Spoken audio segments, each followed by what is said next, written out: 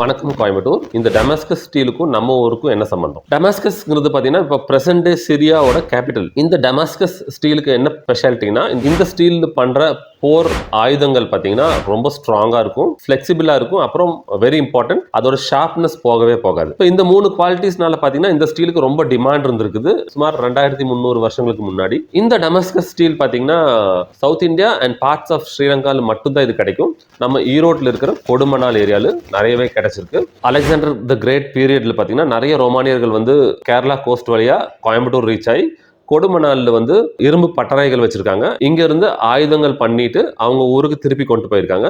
இந்த ஸ்டீலை வந்து ரா மெட்டீரியலா சிரியா அங்க இருக்கிற டமாஸ்கஸ் அங்க போயிட்டு அதை வந்து ஆயுதமா கன்வெர்ட் பண்ணிருக்காங்க. ஃபைனலி அது திருப்பி ரோமுக்கு அது போய் ரீச் ஆகும்போது மக்கள் அதை வந்து டமாஸ்கஸ் ஸ்டீல்னு கூப்பிட்டுருக்காங்க. பட் டமாஸ்கஸ்க்கும் இந்த ஸ்டீலுக்கும் எந்த சம்பந்தமும் இல்லை. இது டோட்டலி பார்த்தீங்கன்னா நம்ம கொடுமணால் ஏரியாவிலிருந்து போன ரா மெட்டீரியல் அண்ட் ஆயுதங்கள். சில ரிசர்ச்சர்ஸ் என்ன சொல்றாங்கன்னா, இந்த மாதிரி ஹை குவாலிட்டி ஆயுதம் பண்றதுக்கான ரா மெட்டீரியல் வந்து வேற எங்கேயும் கிடைச்சதில்ல. அலெக்சாண்டர் த கிரேட் அவர் யூஸ் பண்ண போர் வால் அதோட ஒரிஜின் பார்த்தீங்கன்னா நம்ம கொடுமணாலா தான் இருக்கணும் அப்படின்னு சொல்றாங்க. இந்தியாஸ் லெஜெண்டரி வுட்ஸ் ஸ்டீல் அப்படிங்கிற ஒரு புக்ல பார்த்தீங்கன்னா இதை பத்தி நிறைய இன்ஃபர்மேஷன் இருக்கு. Thank you, have a nice day.